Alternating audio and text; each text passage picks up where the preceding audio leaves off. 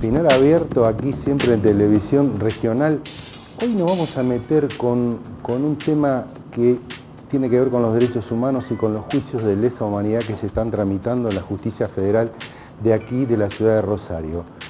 Hay un caso que fue muy sonado en el año 83, el secuestro y la muerte de dos militantes peronistas revolucionarios allá en el año 83, digo, que fueron los casos de Osvaldo Cambiaso y Eduardo Pereira Rossi, que eran dos dirigentes del sector de la izquierda peronista y que fueron secuestrados en un bar de la ciudad de Rosario que aún permanece, un bar que se llama Magnum, que queda en la calle Córdoba, casi esquina Biolagos. A plena luz del día fueron secuestrados los restos, digamos, que quedaban activos del aparato represivo en aquel momento, en el 83.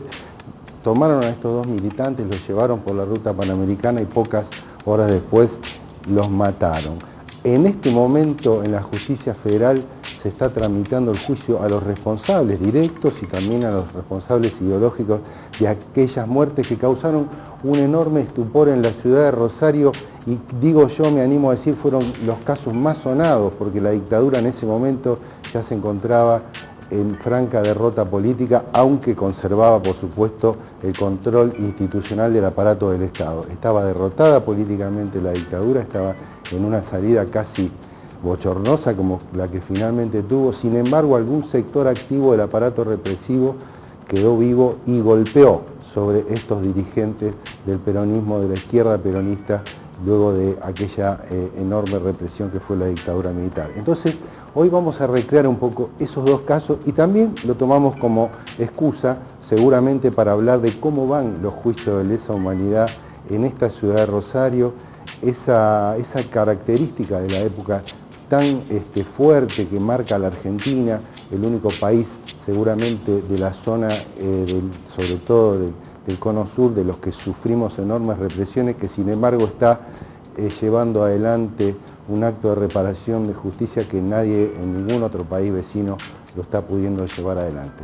Entonces, hoy nos visitan para charlar de todos estos temas uno de los fiscales que está llevando adelante esta causa, que es Federico Reinares Solari, un joven abogado y fiscal de la ciudad de Rosario, y también lo vamos a tener a José Luis Berra, Pepe Berra, un militante del peronismo, un hombre actualmente del movimiento Evita y que en aquel momento, estamos hablando de principios de los 80, tuvo una intensa relación política y de amistad incluso con los dos militantes secuestrados y luego muertos. Entonces los casos Cambiaso, Pereira Rossi tratados hoy aquí en Final Abierto.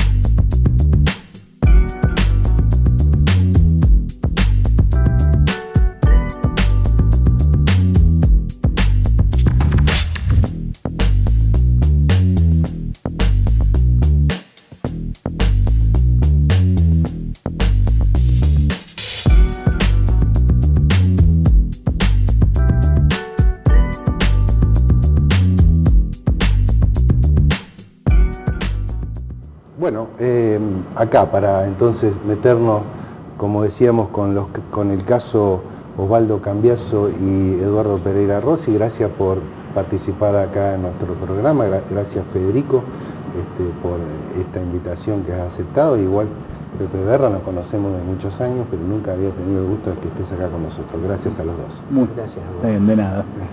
Bueno, decíamos evocar un poco estos casos y también meternos acerca de cómo está trabajando la justicia federal con los casos de lesa humanidad, con la represión de los 70, que me parece que es un eje de la política argentina, de la política judicial argentina, muy fuerte, que es parte de la discusión política, parte de la discusión electoral. Bueno, el pasado, dejémoslo, vamos por los derechos humanos del futuro. Hay mucho debate político y filosófico sobre eso.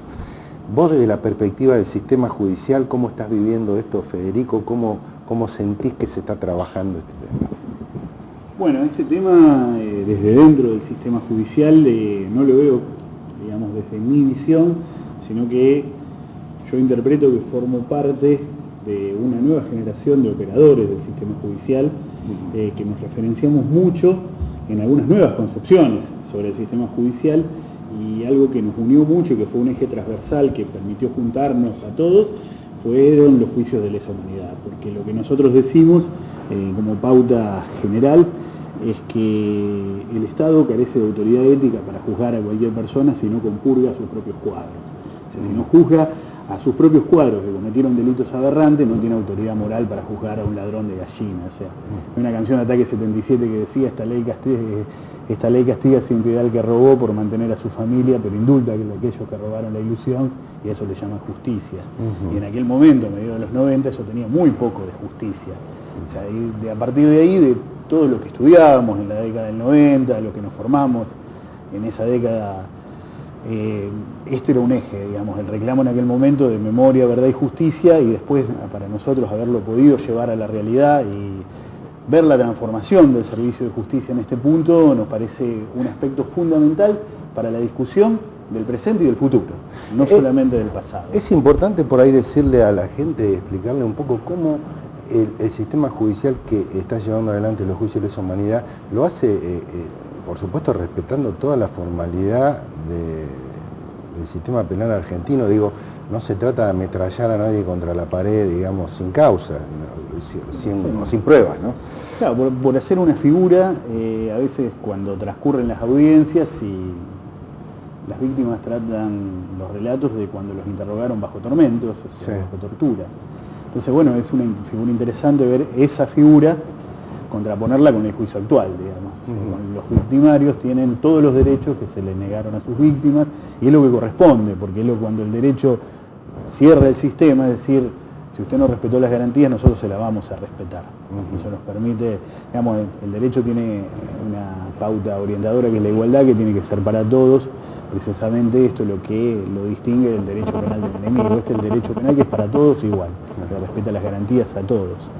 Pepe, vos los conociste a estos dos dirigentes militantes que eran muy jóvenes y sin embargo en aquel momento tal vez, como decíamos fuera de cámara, lo veíamos como vos lo veías, como tipos grandes. ¿Qué te acordás de aquello? ¿Qué podés decir? Incluso de aquel evento tan dramático que causó tanto impacto en el ámbito de la militancia, y me parece que fue el primer hecho de represión que tomó un grado de conocimiento público relativamente importante, ¿no? En aquel momento, en el 83. ¿Qué recuerdo tenés de aquel momento? Bueno, en principio, como vos decías, o sea, el hecho se enmarca en una dictadura que estaba en retirada, digo, o sea, yo recuerdo para ubicarnos en esa época, en diciembre del 82, bueno, después de la derrota de Malvinas, obviamente, la dictadura empieza a sufrir, digamos, y yo recuerdo que en diciembre del 82, y vos te acordarás también, hubo un paro general y una gran marcha de la CGT, que incluso están las fotos de los manifestantes golpeando las puertas con de la valla Rosada, la ¿no? histórica foto esa. Con la valla. Entonces digo, era un momento en que, bueno, y estábamos a meses, en mayo del 83 estábamos a meses. Te hago un paréntesis, te refería al 16 de diciembre del 82, el día que matan al obrero Dalmiro Flores, el obrero metalúrgico, sí, joven de la provincia de Buenos Aires. Entonces digo, en ese contexto se da que la dictadura se va retirando, pero se va retirando golpeando. Digo, golpeando a los cuadros, a la militancia popular, y se había dado ya unos días antes de lo de Cambiaso y Pereira Rossi, se había dado el asesinato de Jagger, Raúl Clemente Jagger, que era otro de los miembros de la conducción de Montoneros en Córdoba. Y el 14 de mayo del 83 se da el secuestro, como vos decías, de Cambiaso y el Carlón Pereira Rossi en el Bar Magnum, y después al día siguiente son encontrados los cuerpos en Lima, ¿no? En un supuesto enfrentamiento, claro, del comisario Patti. Claro, utilizaron la misma lógica de este mismo relato fraguado periodístico que venía del 76-77, el enfrentamiento. Digo, es importante recordar esto porque cómo el contexto político le permitió a la dictadura 3, 4, 5 años antes llevar adelante el genocidio que llevó, porque tenía las condiciones políticas y algún sector muy importante de la sociedad que no quería ver o no pudo ver, es otra discusión. Y este otro momento en donde estos dos casos, sin embargo, salen a la luz.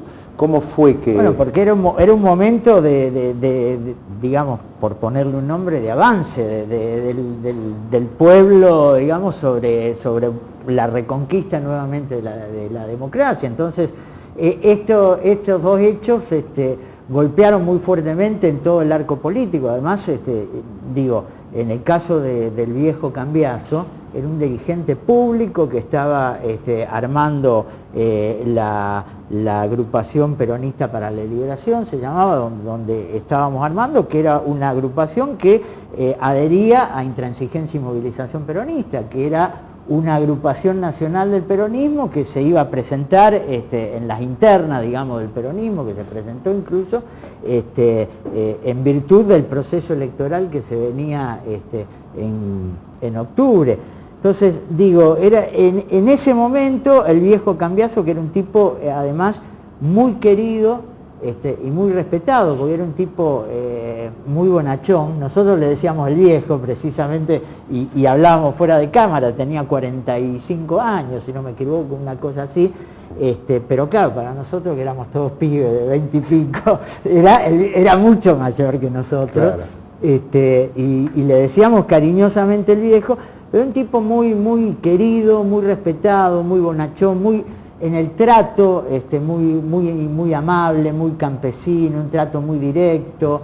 Entonces era una figura política respetada y obviamente eso generó un cimbronazo. Un cimbronazo muy grande. ¿Qué digamos que tiene de característica esta causa? Hablábamos recién, antes de empezar la nota, que hay una cantidad muy grande de imputados. ¿Es normal que haya tantos imputados? Bueno, eso depende del caso que se esté juzgando. En una primera etapa de los juicios lo importante era realizar juicios, o sea, a veces llegábamos a juicio con pocos hechos.